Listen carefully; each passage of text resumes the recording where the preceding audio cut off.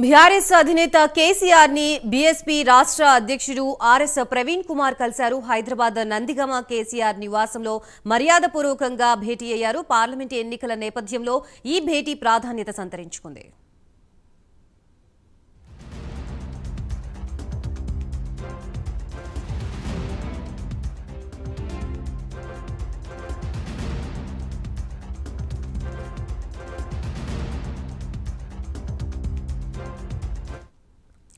Right, ఇదే అంశానికి సంబంధించి మనకి మరిన్ని డీటెయిల్స్ ఇవ్వడానికి మా ప్రతినిధి చందు సిద్ధంగా ఉన్నారు. చందు,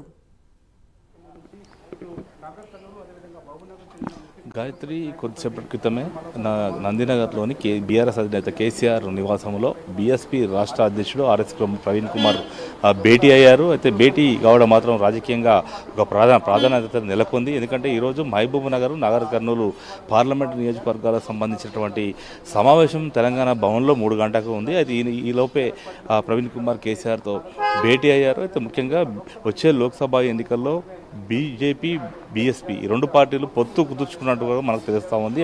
ఆ పొత్తులో భాగంగానే ఈరోజు కేసీఆర్ను బీఎస్పీ నేత ఆర్ఎస్ ప్రవీణ్ కుమార్ కూడా కలిసినట్టుగా కూడా మనకు తెలుస్తుంది. ఈ పొత్తు సంబంధించిన చర్చలు కూడా ప్రస్తుతం కేసీఆర్ నివాసంలో కొనసాగుతూ ఉన్నాయి.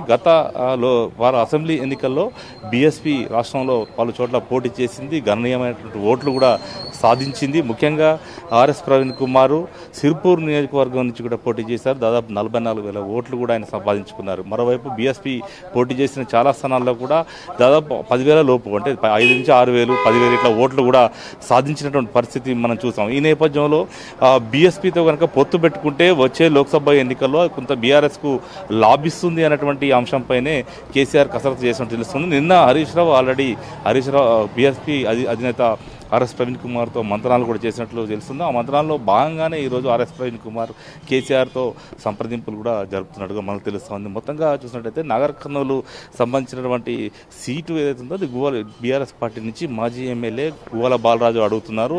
అయితే ఈ నేపథ్యంలో ఇప్పుడు బీఎస్పీతో కనుక పొత్తు కుదిరితే మాత్రం ఖచ్చితంగా ఆర్ఎస్ ప్రవీణ్ కుమార్ నాగర్ కర్నూలు లోక్సభ స్థానం నుంచి పోటీ చేసేటువంటి అవకాశం అయితే మనకు కనిపిస్తుంది. ఆర్ఎస్ ప్రవీణ్ కుమార్తో పాటు ఆ పార్టీకి సంబంధించినటువంటి కొంతమంది ముఖ్య నేతలు కూడా కేసీఆర్తో భేటీ అయ్యారు. గతంలో ఆర్ఎస్ ప్రవీణ్ కుమార్ కేసీఆర్ ప్రభుత్వంలో ఆయన ఒక అధికారిగా పనిచేశారు. అప్పుడు స్వేరో సంస్థను కూడా స్థాపించారు. స్వేరోతో కూడా ఆయన ప్రజలు ఎక్కువ మంది విద్యార్థుల అభిమానాన్ని చూరగొన్నారు. ఆ క్రమంలోనే ఆయన పొలిటికల్ ఎంట్రీ ఇచ్చారు. ఆ పొలిటికల్ ఎంట్రీ తర్వాత ఆయన ప్రధానంగా బీఆర్ఎస్ టార్గెట్గానే బీఎస్పీలో చేరిన తర్వాత బీఆర్ఎస్ టార్గెట్గానే విమర్శలు చేశారు. గత ఎన్నికల్లో కూడా బీఆర్ఎస్ టార్గెట్గానే ఆయన ప్రచారం కూడా నిర్వహించిన పరిస్థితి కనిపించింది. ఇప్పుడు మాత్రం సీన్ రివర్స్ అయినట్టుగా తెలుస్తుంది.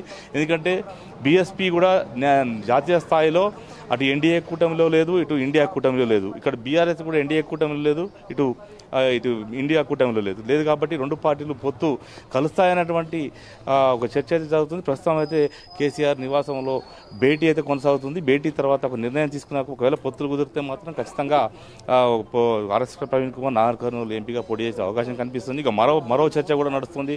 ఏకంగా ఆర్ఎస్ ప్రవీణ్ కుమారే బీఆర్ఎస్ పార్టీలో చేరుతాను ఒక చర్చ కూడా జరుగుతున్న నేపథ్యంలో ఆయన కొద్దిసేపటి క్రితం ఒక ట్వీట్ కూడా చేశారు.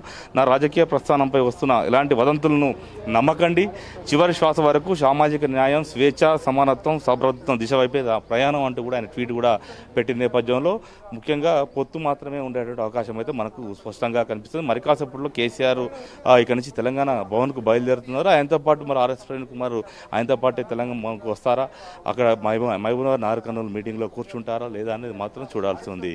Gayatri, right, thank you for the update Chandu.